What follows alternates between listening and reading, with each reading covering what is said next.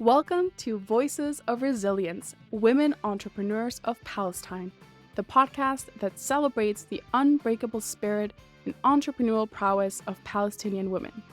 I'm your host, Kat Brindell, and I am thrilled to share with you the triumphs and aspirations of a group of trailblazing women that travel to Germany as part of a GIZ initiative to boost their business skills and build invaluable connections. Let's dive into their stories. My name is Kariman Mashharawi. I am an architect. I started my whole business when I was trying to find a job for myself, and I figured out that I live in a city which is full of talents, but has one of the highest unemployment rate in the world. So instead of finding a job for myself, I decided to be the reason to find jobs for other women in the same field, which is architecture and arts.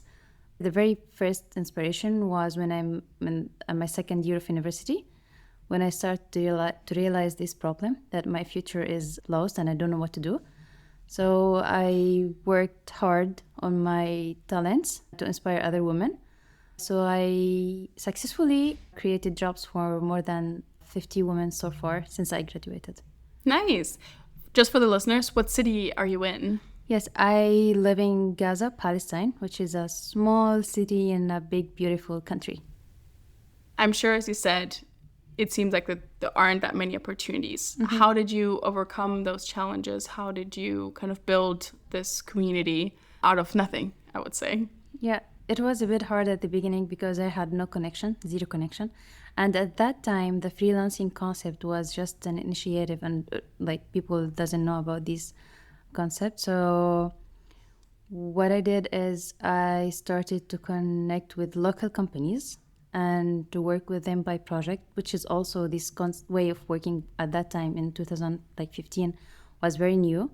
After that, I got to travel outside and build connections with other companies outside Palestine. And at that moment, I needed to train people so we can implement these projects in Gaza.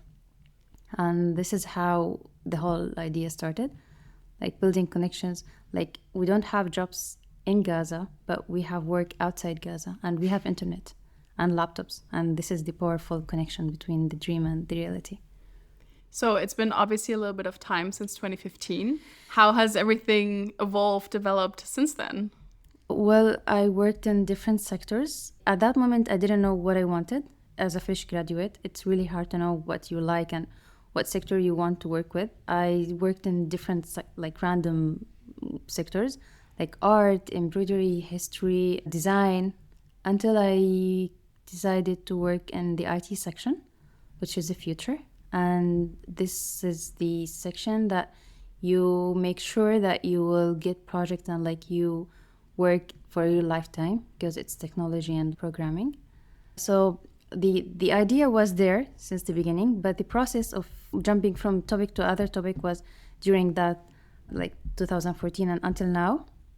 But 3 years ago, I stuck into one idea, which is the IT and technology. We are working to train women how to be programmers and designers for the metaverse, which is the coming future. And this is what I'm focusing on for now and maybe for the 5 coming years. I think you're a great example of showing that you don't have to have everything figured out or the whole 20-year path already mapped out, that I think just starting with something and then seeing how it develops and what it brings in is also completely valid. I don't think it's just fresh graduates that don't know. I think in a lot of stages in our lives, we're like, I don't know.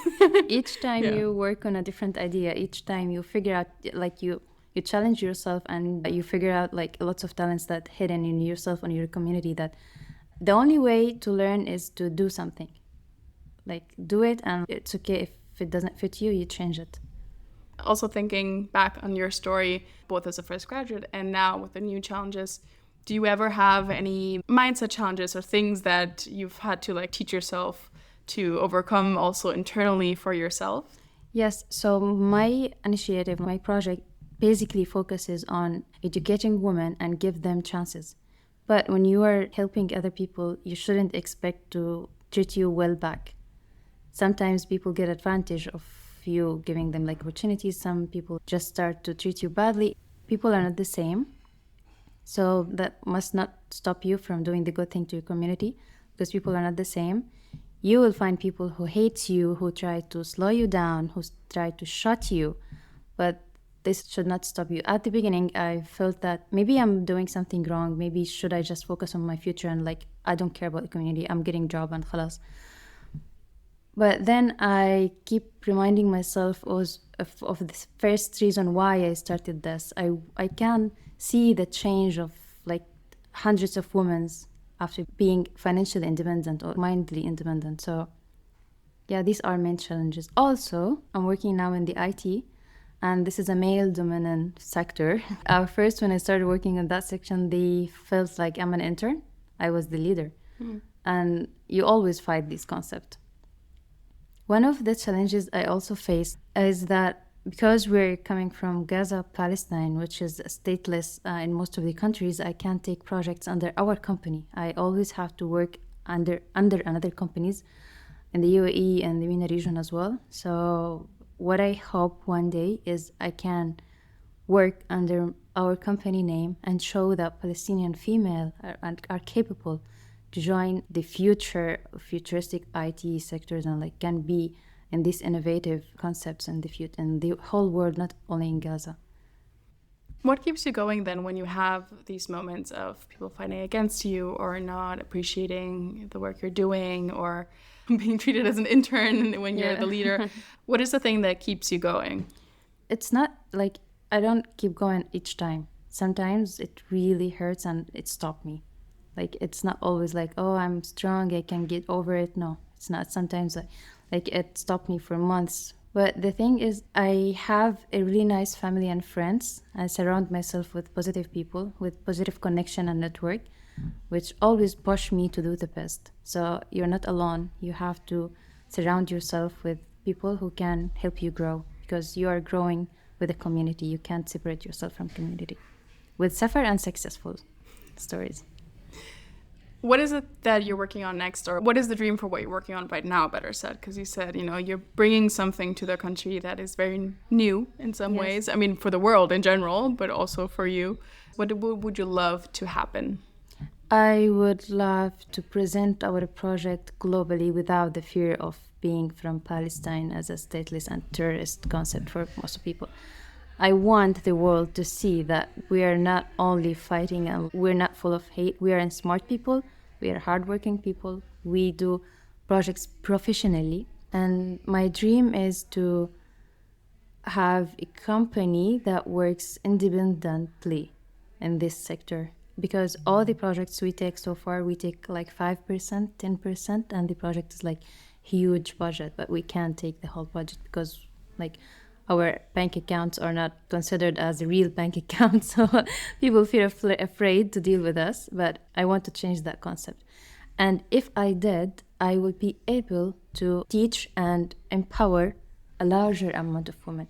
Imagine each year I empower from 10 to 20 women, which is a very, very low amount of women I'm dreaming. But if I am in a company that is by its own, I can train more, I can give opportunities for more. Speaking of empowering women, what would you say to a woman that's listening from Palestine, from Gaza, who is maybe feeling like you did back when you were in university, that there aren't any opportunities and that she doesn't know what to do, or that, going out on her own, either freelance or founding a business is just not possible? What would you say to her? I would say that you should learn like a kid and dream like a bird.